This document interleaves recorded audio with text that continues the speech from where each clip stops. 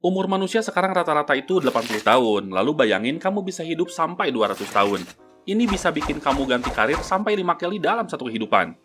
Menyaksikan cucu cicit kamu tumbuh dewasa, dan mungkin aja kamu bisa menguasai beberapa bahasa dalam hidupmu.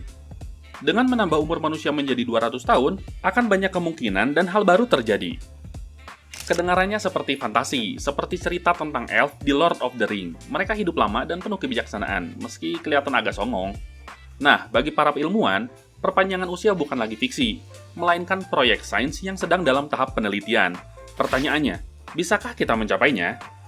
Lalu, jika bisa, berapa lama kita harus nunggu supaya itu bisa tercapai? Elf, selain telinga panjang, rambut blonde, dan selalu terlihat seperti bule SJW pecinta hutan, ada hal yang membuat mereka spesial. Mereka pakai 5 telur bebek dan ekstra daging sapi. Kalau itu martabak telur spesial. Lalu kenapa umur panjang itu sangat spesial? Karena umur panjang membuat waktu menjadi lebih lega dan panjang. Mereka memiliki waktu yang hampir tak terbatas untuk menguasai seni, ilmu, dan mengumpulkan kebijaksanaan. Inilah yang diincar oleh umat manusia, waktu untuk hidup, belajar, dan berkembang jauh lebih lama. Tujuan realistis para ilmuwan saat ini adalah melipat gandakan usia manusia yang sehat, dari rata-rata 80 tahunan menjadi 150 atau 200 tahun, menjadikan kita elf versi biologis modern. Apa untungnya jika kita hidup hingga 200 tahun? Ada beberapa keuntungan yang bisa didapat. Contohnya, dengan banyaknya waktu yang dimiliki individu, pengetahuan dan kebijaksanaan yang didapatkan bisa berlipat lebih banyak. Pemecahan masalah di tingkat global akan semakin sering dibahas, seperti perubahan iklim, pengobatan penyakit mematikan, dan penjelajahan luar angkasa akan lebih berani untuk diteliti. Karir multigenerasi. Konsep satu karir seumur hidup tidak akan relevan lagi. Kita mungkin memiliki 5 karir berbeda dalam hidup. Misal, beralih dari insinyur ke musisi. Lalu dari musisi mencoba menjadi dokter, dan setelah mencoba berbagai karir, akhirnya kamu ingin menjadi guru di usia 150 tahun. Karena telah puas akan banyaknya pengalaman. Membagikan sebagian pengalaman semasa hidup sebagai pengajar mungkin akan jadi hal yang populer untuk mengisi masa senja. Dan masa senja ini bisa sangat lama. Hubungan keluarga yang kuat. Kakek nenek akan bisa bertemu dan mendidik cicit mereka. Transfer pengetahuan, tradisi, dan moral sosial akan jauh lebih mendalam, memperkuat ikatan antar generasi, dan mungkin moralitas pun bisa saja bertahan berakar mendalam di sebuah keluarga. Hidup 200 tahun bukan hanya tentang hidup lebih lama, tapi berevolusi menjadi peradaban yang lebih maju dan tetap harus menjaga kompas moralitas. Bagaimana caranya? Sekarang pertanyaan kuncinya, bagaimana cara mencapainya? Apakah kita bisa berumur panjang dengan berevolusi secara alami? Sayangnya jawabannya tidak dalam waktu dekat. Evolusi alami pada manusia itu hanya berfokus pada kelangsungan hidup atau mencegah kepunahan dengan cara reproduksi di usia muda.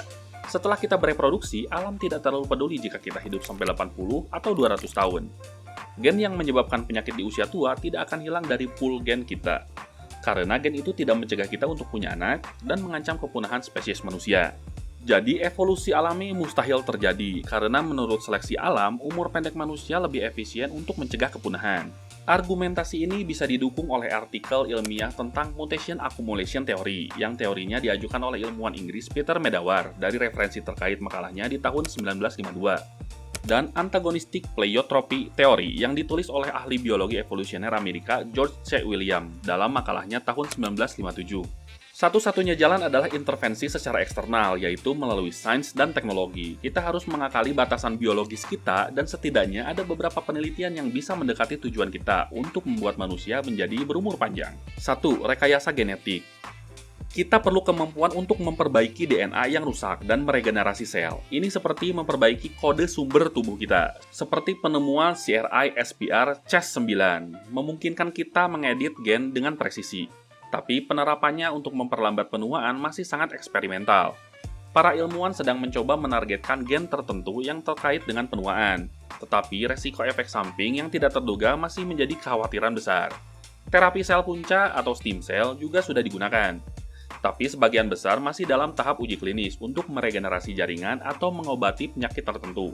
Bukan sebagai perawatan anti penuaan umum yang dituntut hasilnya harus luar biasa. Kedua, nanoteknologi. Robot mikroskopis yang beredar dalam darah, yang bertindak sebagai sistem kekebalan yang powerful, membersihkan plak dan memperbaiki kerusakan sebelum terjadi.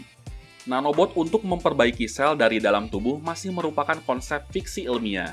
Namun, kita sudah menggunakan nanopartikel dalam pengobatan kanker untuk menghantarkan obat langsung ke sel tumor. Dan dalam diagnostik untuk mendeteksi penyakit di tahap awal.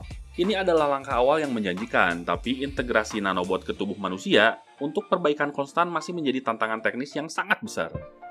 3. Suplemen senolytic.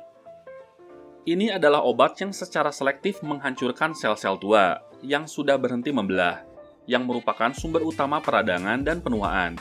Ada senyawa alami dan obat-obat yang menunjukkan potensi sebagai senolytic, seperti quercetin, yang ditemukan dalam apel dan teh hijau. Beberapa obat ini sedang diteliti untuk mengobati penyakit terkait usia. Namun, belum ada obat senolytic yang disetujui untuk digunakan secara umum untuk menghancurkan sel-sel tua demi perpanjangan usia. Penelitian masih fokus pada cara membersihkan sel-sel ini secara efektif dan aman, tanpa merusak sel-sel sehat.